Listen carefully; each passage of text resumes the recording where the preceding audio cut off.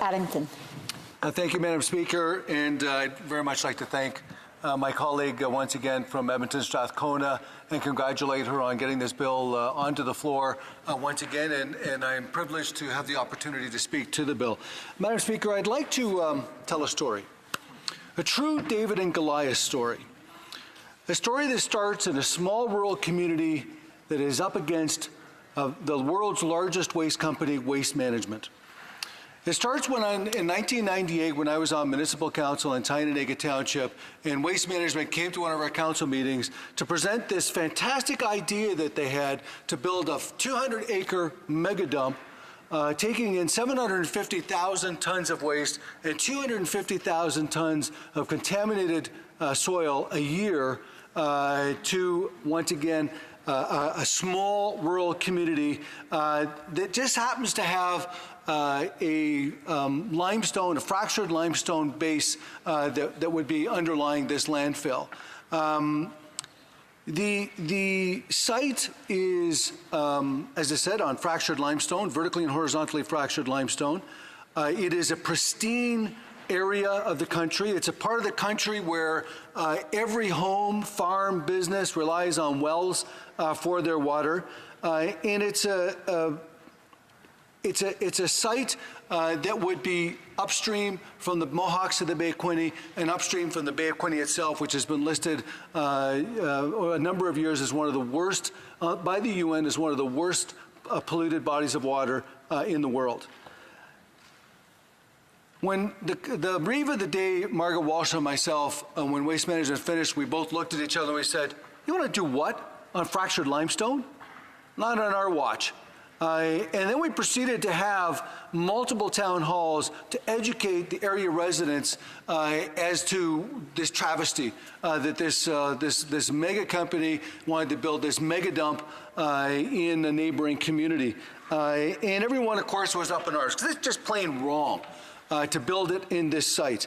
So we had, after these town halls was born the Concerned Citizens Committee of Geneja and Environs, and there was a core group of individuals that headed this committee, starting with Chair Stephen Geneja, Margaret Walsh, myself, Ed File, Al Gardiner, and Lynn Sammon, and Chief R. Donald Miracle of the Mohawks and the Bay of Quinte, because the Mohawks were very interested in this fight. We also were very fortunate to have a brilliant professional team in lawyer Richard Lindgren from the Canadian Environmental Law Association, hydrogeologist Wolf Rulin, and toxicologist Dr. Pokak Forker, who, by the way, actually wrote a book about this fight called Fighting Dirty.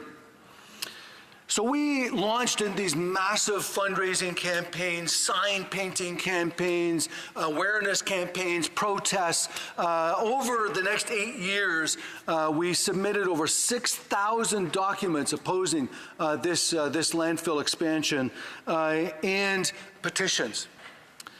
It was to the point where the Environmental Commissioner of Ontario, Gordon Miller, called the Richmond dump arguably one of the worst sites in Ontario to ever locate a landfill. He went on to say it is extremely difficult, if not impossible, to monitor this site.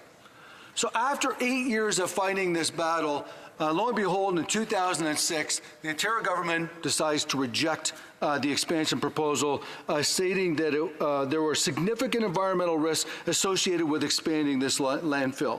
So everybody, of course, celebrates, thinking, okay, great, we've won the battle. Well, no, we haven't, because there was a 50-year-old leaky dump right next door to where they wanted to build the original landfill that was still open, that was still what we suspected was leaking, toxic leaching into the surrounding environment and local wells.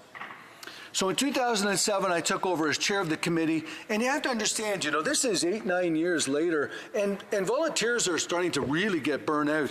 This is such a demanding fight of a small rural community to undertake. And so, but there was still, thankfully, a hardcore group of individuals like Mike Whalen, the president chair of the committee, Ian Monroe, Marilyn Kendall, Jeff Wan, Steve Med, Marilyn Carley, Janelle and Ken Tulloch, Carolyn Butts, and Fred Whalen and Howard O'Connor.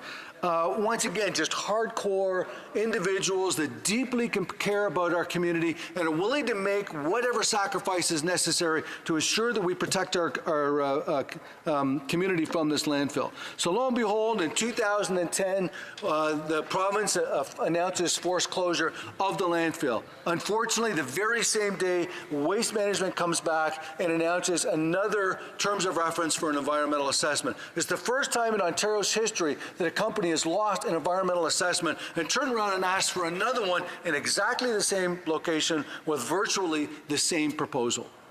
We're appalled. We're angry. We're determined that we're not going to allow this project to continue. We redouble our efforts to defeat what they call the Beechwood Road Environmental Center. I mean, what an oxymoron, if I've ever heard one. Early in 2012, the province finally comes back and approves a flawed environmental monitoring plan, deeply flawed environmental monitoring plan. And finally, we've had enough. We said, okay, this finally opens up the opportunity for us to ask for leave to appeal to an environmental review tribunal to finally study this, to have a semi-judicial process of environmental and legal experts study this issue. We then enter into a 3-year period of negotiations with Waste Management to try to resolve the 36 recommendations.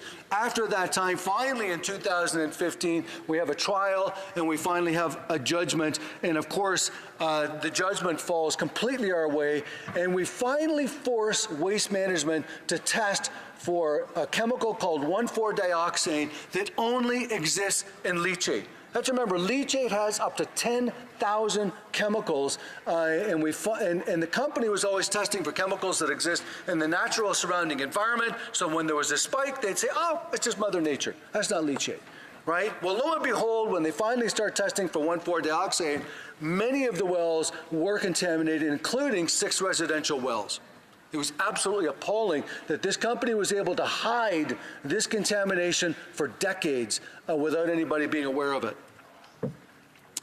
So here we are in 2019, and we're still trying to delineate the contaminated attenuation zone. This is now massively off-site from the landfill. We're a kilometer south of the landfill so far in circumference of the landfill, and it's still continuing to move. So why do I tell this story? How does this relate to an environmental bill of rights? Dumps are the underbelly of a post-consumer society.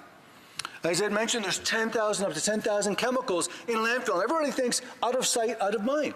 It's in a dump. No, these chemicals exist within our environment. They exist in our homes. They exist in our workplaces. They permeate throughout society. And we need to have a mechanism in place to actually deal with these chemicals. In Ontario, we have an environmental bill of rights. And we have a mechanism within that Bill of Rights called an environmental review tribunal. This is put in place so that citizen groups like ours can hold the government to account and can force a decision that will overturn a poor decision made by government. That's why it's so vitally important for us at the Canadian level to have a Canadian environmental Bill of Rights. Madam Speaker, I'd like to finish up to recognize, unfortunately, a number of individuals that were deeply involved in this fight who are no longer with us. Margaret Walsh, Steve Geneja, Al Gardiner, Lynn Sammon, and Howard O'Connor have all passed during the time. The best years of their lives were wasted fighting this landfill nonstop. It's an incredible burden to a small rural community to be up against the world's largest waste company. But it wasn't in vain. If we had not fought that fight, today 21 years later, we would have 21 million of 25 million tons of waste that would be leaching into our local environments, contaminating our residential wells, our farm wells, our business wells, our children. That fight was not in vain. We will continue to fight the good fight. We will fight on the side of the angels, on the side of you angels who are there now fighting with us to protect our beautiful, pristine, rural communities. As long as I'm a member of Parliament, I will never stop fighting to have a Canadian Environmental Bill of Rights. Thank you, Madam Speaker. Here, here.